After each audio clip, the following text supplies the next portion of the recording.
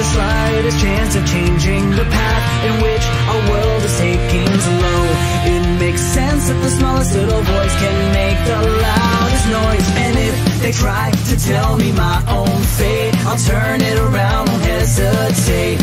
What's the point of tomorrow if it's a future missing you? Bring it on, cause I'm just gonna grow up in the battle, A. Gonna let the darkness keep on burning my fire. Ain't nobody gonna stop me. I gotta stop this nightmare, because I'm dreaming of my future. Past, future, present, it's the world that we live in. I ain't scared of my past, because tomorrow keeps approaching fast. I'm screaming out from my pride. Now I need you to wipe away your tears. The time has come to face our fears. To know I'm never falling down, I'll keep on sailing. Now this is my destiny. defy the world to make you smile. If it keeps you around a while, don't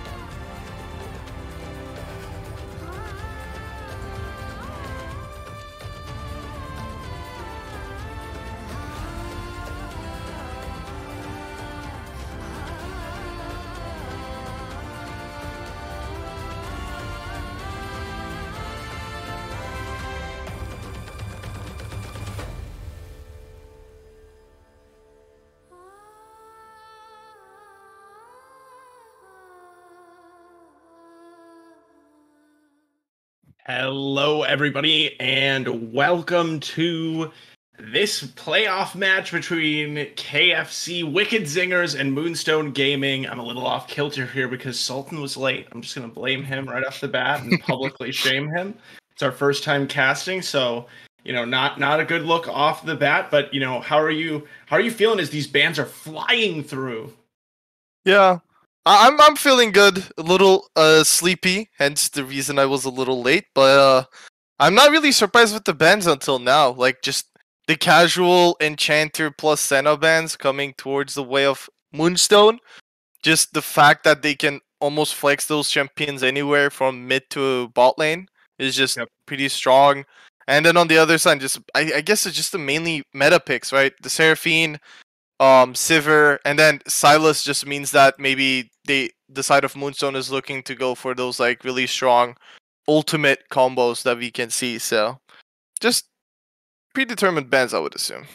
Yeah, absolutely. And Moonstone will not be denied their enchanters as they will pick up the Soraka, so they at least have some kind of healing going on, and then the Gangplank as well, which is interesting kind of to see those two, like the Victor being first pick here from KFC in the mid lane, and then the solo laner, the opposite solo laner being chosen there for Moonstone. So not going for the counter pick, but just really emphasis on these power picks, blind picking for each side.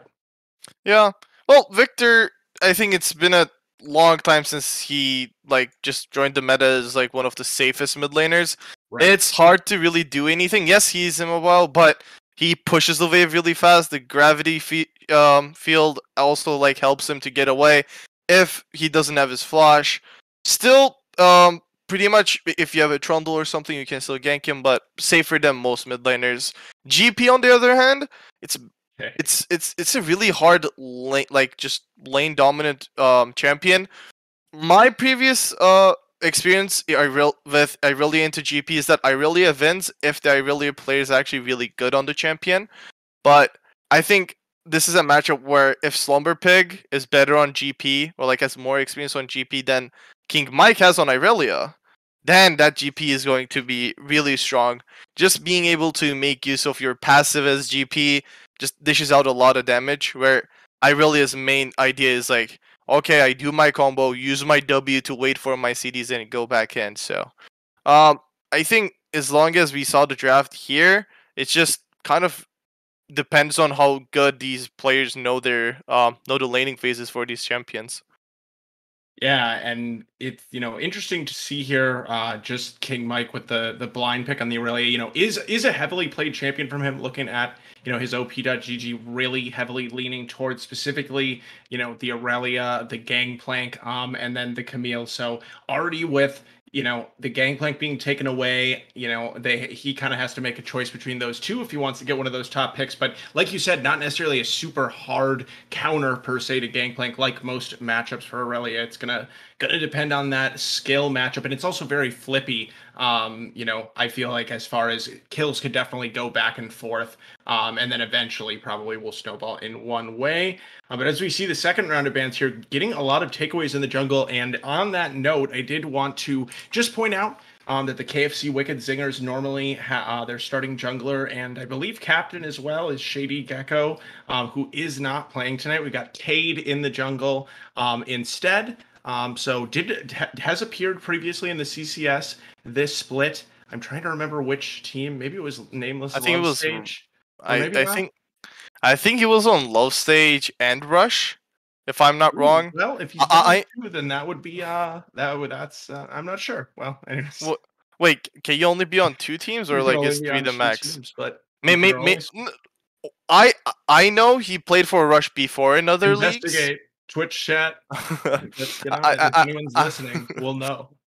Yeah, I know he played for Rush in other leagues in BOL. I also played against him in BOL Diamond, last split. So, he's actually a really good jungler. Although my CS against him was a little team gap. It was he was fine. While we were talking about that, the bans came through, and the Taric pick was also locked in. I'm just thinking if this is a Taric jungle. Yeah, that's what I was thinking. Yep. Because Tarek is actually the highest win rate support right now. I think Platinum Plus in solo queue. He's in a really good position. He's really good into these like engaging team comps, especially like Tejuani, Irelia, you want to use your ultimates to initiate the fight.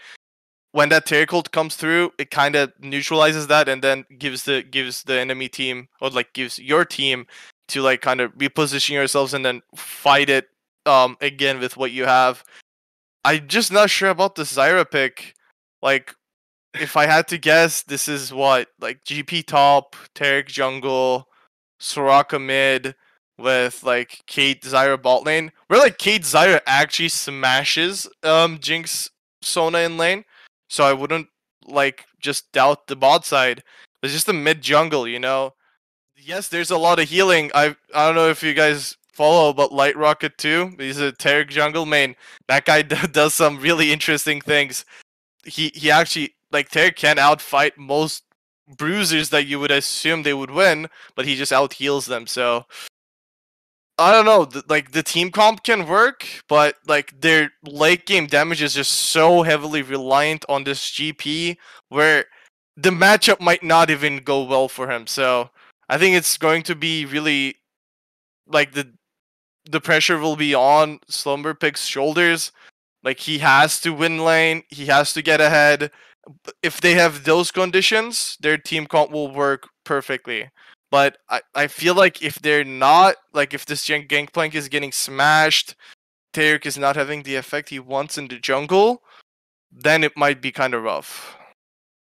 Yeah, and I mean, you know, as we see the client draft coming through here, it does indicate that Tarek would be going to the jungle, which is, you know, kind of surprising just in that it hasn't really been a really strong meta pick in the past, but, you know, Brankles has always been a champion of it as well, and I can actually tell you that this week there's been at least one other CCS jungler in the playoffs that's been practicing this pick, so I won't say who, but because I'm not sure. But anyways, like it is something that's picking up steam, and I think for sure in this meta that does go a little bit slower, and there's so much emphasis on fights around objectives, which is something that obviously Tarek is going to excel at, especially once he gets that level 6 mark with the ultimate too. But I think Moonstone and Sultan, for me as a team, I believe I've casted them in 2 series, maybe just 1, but they seem to me like a team that is determined to do 2 things. Draft as many range champions as they possibly can. They got only 3.5, I feel like, unfortunately, this game, with GP kind of being one. And also like try to disadvantage themselves in ego as much as possible in the draft. Yeah. To be honest, because their drafts are, I mean, and I don't want to be disrespectful to the team, I'm just kind of joking around, but I just more so mean, you know, like this, I don't know that it's the optimal way to play the game, but it's definitely a way to play the game, and it has worked for them. Obviously, they're here in the playoffs in the 2nd round. Well, at least my experience from last week is that like they know how to play the game. They like limit testing with these team comps. They like trying stuff out. Maybe they even tried these things in scrims, so like it's not really first timing it.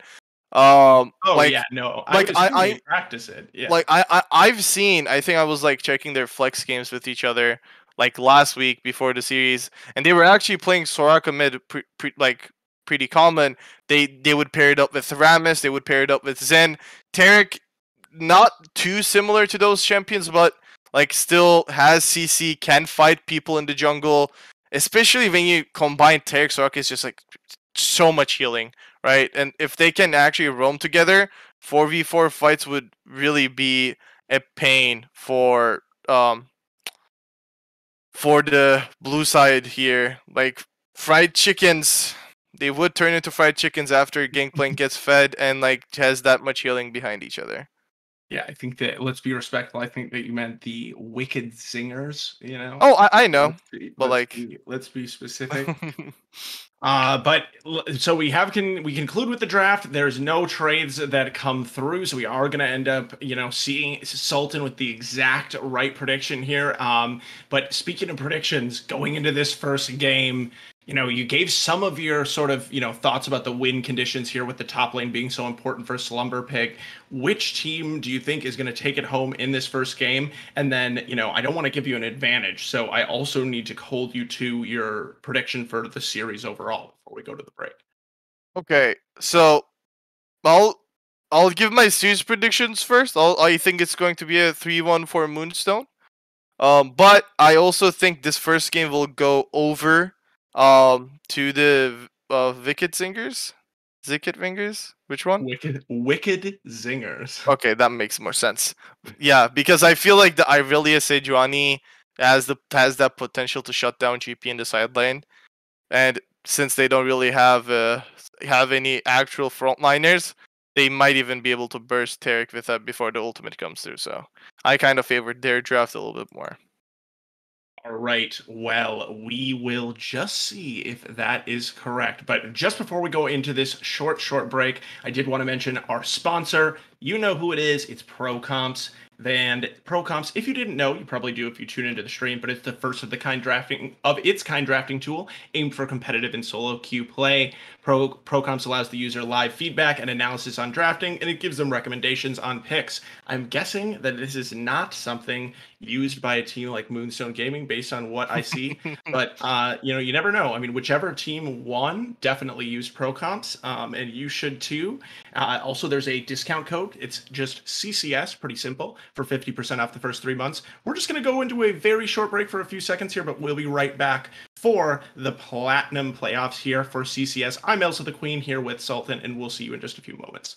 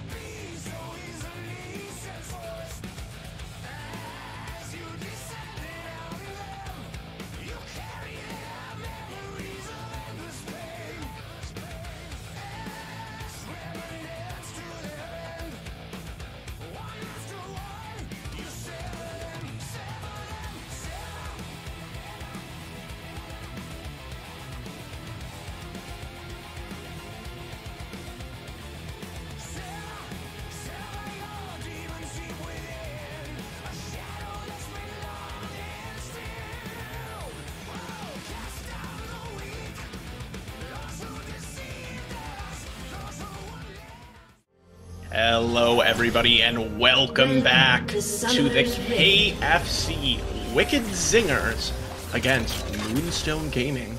And right off the bat here, we do have an invade coming through from the Wicked Zingers. Doesn't look like they're going to run into anybody, though. So it'll be interesting to see if they try to get any vision. Doesn't look like that'll be the case.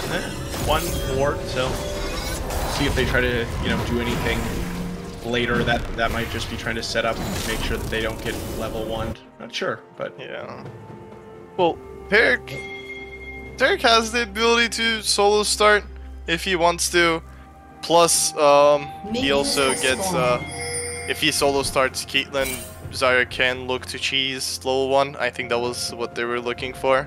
Because if they just get out traded level 1, it would be really hard. But Oh, late invade coming through here from Moonstone Gaming. It looks like they do have 3 members, and they have remained unspotted with the sweeper having been started here from PP Gaoshu.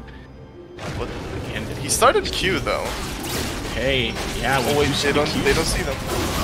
They're just gonna be spotted down. It's gonna be Vextrax the first target, but again, there's no CC. It looks like.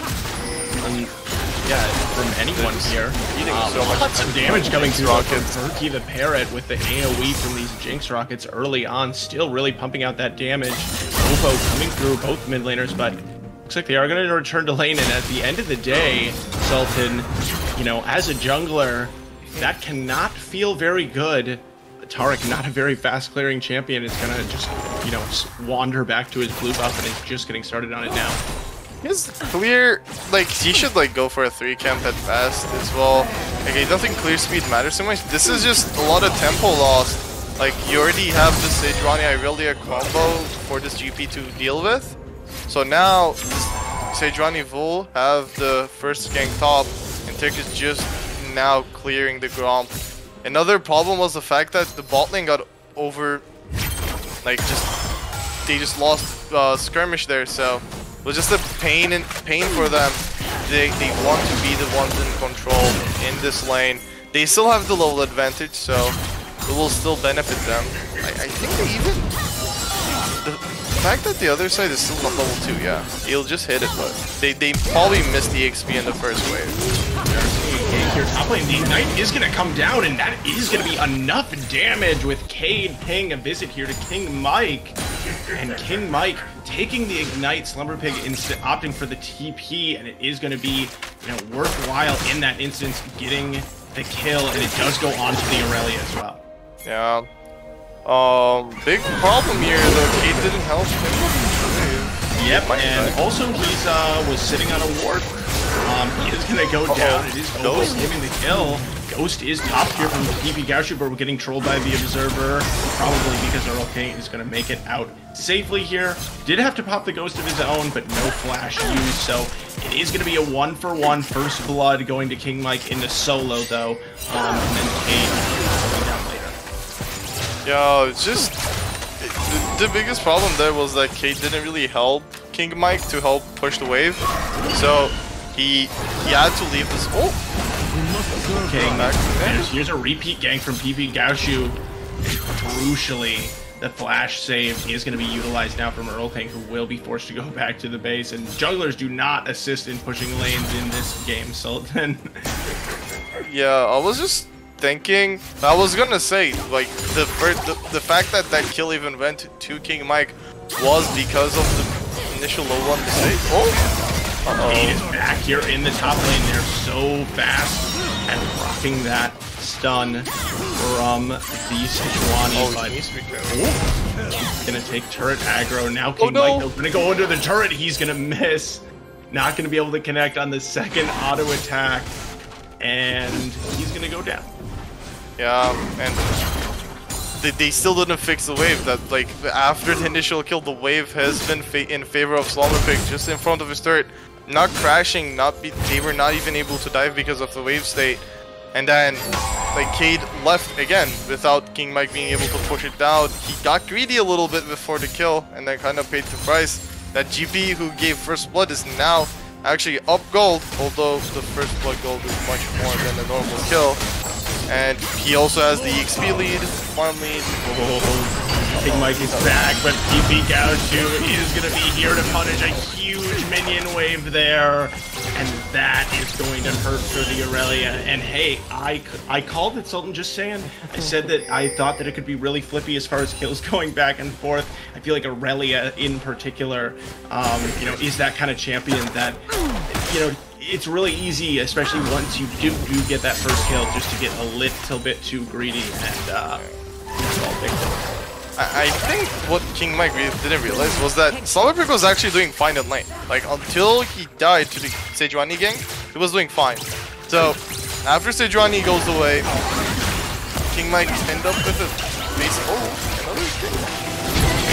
The parry's going to connect on the choppers at the perfect time as Cade has enter the building, and they're going to hand over the kill to Perky, who did earn it for sure, doing a lot of damage so far in this Jinx. And Perky, from right away at that level 1, has been firing out those rockets, and is even ahead in CS.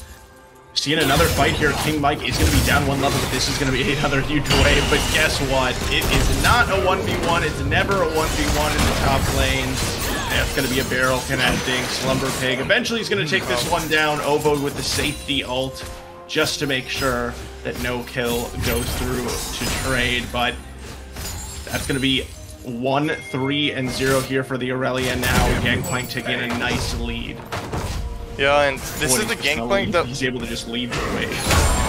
Yeah, the wave is in a bad spot. Slumber will be able to come back, and it's just the pure EXP lead. I'm pretty sure, like, Slumber is almost, like, really close to hitting level 7. King might still halfway to level 6. Like, we see PP Gusher just taking the ground away. But yeah, the wave state is still terrible. He just missed so much EXP. I'm pretty sure Slumber might even hit level 8 after picking up this wave. He's gonna pick up most of it. Yeah, only that one single melee minion missed, and it's just looking really rough for the top lane right now. It's just level 7. Yeah. Like the gold difference again, like 600 gold. Gangplank, if you can farm efficiently, the champion is super strong. You eventually create gold leads with your Q. But I also want to say, like, just huge props to Cade. He's kind of holding his team in the game right now with these ganks. Some nice mechanics there in the bot lane to be able to get themselves away. But Cade still really applying that pressure, which is really important to keep the other team on their toes. And, you know, we are going to see Backtrack is going to get rooted up. Heal is going to come through. And as we, you know, go into this top lane, my last thing that I'll say is there's a little item called Blade of the Moon King that King and Mike is building, and crazy things happen when it gets finished. So I will caveat, you know, everything with, like, you know, you never know what can happen. But, you know, on the other side of the map, it kind of seems like, you know, right now the Gangplank, the huge point of power here with Slumber Pig, but on the bot lane, you know, they do have that kill that has been picked up onto Perky. And then also in the mid lane here, this Victor, which I think you probably expect, just as a little bit of a better wave clear champion, is up a couple of waves of farm on the Soraka as well. So those late game carries are still a huge win condition for them with Zingers. Yeah, and like that's the big thing. Like Irelia, although yes, being strong early would help, he's eventually gonna hit a point where like the board will come through. I don't know which mythic it will choose, but like if Shield Bow, Gore Drinker, whatever he goes for, he will be able to solo GP unless there's like a huge misplay coming from King Mike. So like, he just needs to farm it out. He needs to manage the wave a little bit better. He needs to make sure that he's not getting chunked too much, because again, this is a Derek. It's so easy to pull off these dives. Flash is forced. Yeah, that is going to be the last from Vexrax, who is very, very squishy here down in this bot lane. We'll see if either of the junglers decide to pay a visit as PP is on this side of the map. And meanwhile, Perky is going to get knocked up by the Zyra ult, but not very much mana coming through here. And they just weren't able to get in range to get the traps down. But it is going to be the Taric now making his way down here bot, maybe trying to hide in the bush, not sure if he was spotted, but it will just be a recall here for the Moonstone Gaming bot lane members, and they are starting to bleed out a bit, which is exactly, you know, what this Caitlyn and Zyra aim to do in the laning phase. Yeah, and I think we saw that like they've been trying to create this pressure from just the beginning of the game. Just didn't happen because of that level 1. Plus Cade's the gank really helped Wicked Zingers bot lane in that sense. But we see it's just going to get harder for them to fight these objectives. I think Moonstone needs to look for these early objectives. Oh! Yeah, we are going to see a 2v2 in the top lane. The Taric ult is going to drop. And King Mike is going to fall during the duration of that. Cade's going to get stunned up as well, and even though the Super Mega Death Rocket does come through, it's not going to matter, as the World King is now engaged in a 1v1 against a Soraka and appears to be losing. Yeah, with that being said, obviously, again, just like we were saying, Victor, really looking at the scaling He has gotten through this pre-lane phase, if you kind of look at it that way, without really being challenged all too much, other than kind of that first bit of action. So now it will be Perky and Vectrex getting to at least push in here and pick up some turret laning based on rotations. I also need to say, I think PP Gauchi is just having an incredible game until like at least for the first 10 minutes. Just being there where he needs, when he needs to, realizing that Slumber was in a bad spot after the initial death. He realized it, gank top again. Now Essence River completed, up 1.6k gold against the Irelia. This Irelia is still yet to finish Pork, and like he's just resetting to base with completed Essence River plus 1.3k gold. This GP is looking scary, and we saw like how the fights go. Yes, Sejuani really is really strong combination for a top jungle duo, but it doesn't really matter when you just cannot damage because of the Taric ultimate, right? The Cosmic Radiance comes through, and then it's super hard for you to challenge the fight because you don't know if you're gonna have enough afterwards. We see him stacking Cloak of Agility as well. Slumber Pick really wanting to pressure the early game, getting those crits in sometimes is the difference between the 1v1 win over the Irelia. So just interesting build. I'm not sure if I would have thought of that. We're going to see a fight here into the bot lane as I was transfixed by the ult from Kate, who is going to have to back off now, but Perky the Parrot is going to get some damage off on the backside, is going to top the cleanse a little bit late there after getting rooted up by the Zyra, but they're still off. PP Gaoshu is still here with the Rift Herald, and it's going to be dropped here. So will charge onto this bot lane. I believe it should execute it, and they are going to be forced to just back off here from the Wicked Zingers. So that's going to be the first turret coming through, and you know, again, I referenced it earlier, but for the Caitlyn Zyra lane, you kind of make a wager when you do pick it to say, I believe that, you know, we'll be able to take advantage of these strong laning champions and get all of that turret plating gold to be able to accelerate the game to a point where the awkward Caitlyn sort of power troughs don't matter. And so, you know, they have to fill that win condition. It doesn't mean that they win the game automatically, but it's a pretty big win for the team overall. Yeah, what I want to see from Moonstone after this is just the fact that send Caitlyn either to a side lane or mid. Make sure she can like just keep farming these like turret platings, because, well, I guess the turret plating is over, but like get these turrets down, because Soraka is not the best at that. But if the Caitlyn is mid, if they keep creating this pressure, they will be able to like chunk down that mid turret, and once that mid turret is down, it just makes it so much easier to get the vision down. We also see King Mike finishing Bork, so that's another thing to look at for the top lane. He realizes as well, he's just like walking in, he's like, I'm full build now, like fight me. Yeah, and you do kind of bring up an interesting point, Sultan, which is, you know, as Moonstone starts up this dragon, with this Soraka pick, it does, you know, force you into some more creative lane assignment situations, especially given that they did commit into the Caitlyn and Zyra, who, you know, normally, like you said, you want to put that Caitlyn into the mid lane, which is where they will run now. But you know, Soraka into the in the side lane, you know, that is where they're going to go, obviously, but very, very vulnerable for sure for Cade. Not at this moment on the other side of the map, as that's where the action is going to happen. Yeah. Oh, about the Johnny ultimate, but he still had the orange in his pocket. Oh my god! Ouch. Yeah, ouch.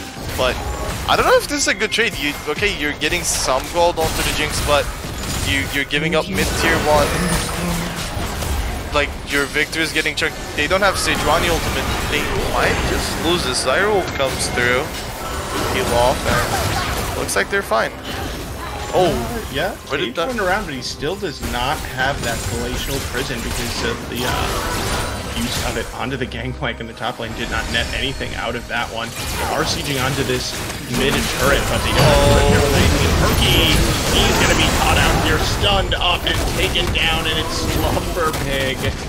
Who else could it be picking up the kill credit with the tick of his ultimate there? But meanwhile, PP's here. Oh my god, now the ultimate is going to be dropped, and it will be there in time. But now Cade trying to help his top laner, but there is only so much he can do as King Mike is able to flash forward, take down All for Love.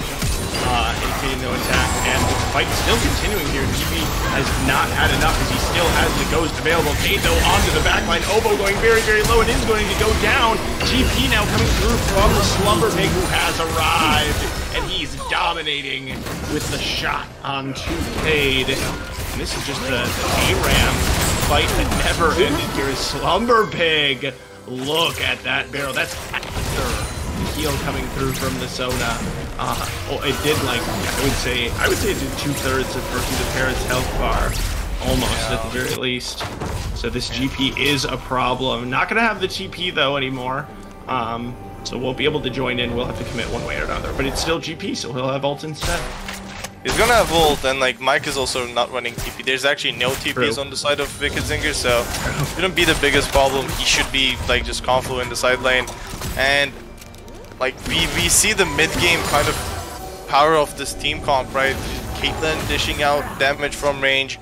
Zyra actually just can't even call it a support. It's literally a mage, and the CC chain is actually super strong. I didn't even like think about it too much earlier, but like the Zyra root comes through, the trap comes on top, the Soraka silence comes through as well, so there's no cleanse, no flash that can be procced from Perky, and like that's just death for you, especially like that was when GP was not there. If GP is there, that's a like instant death for you, and they still have the Taric to follow up as well.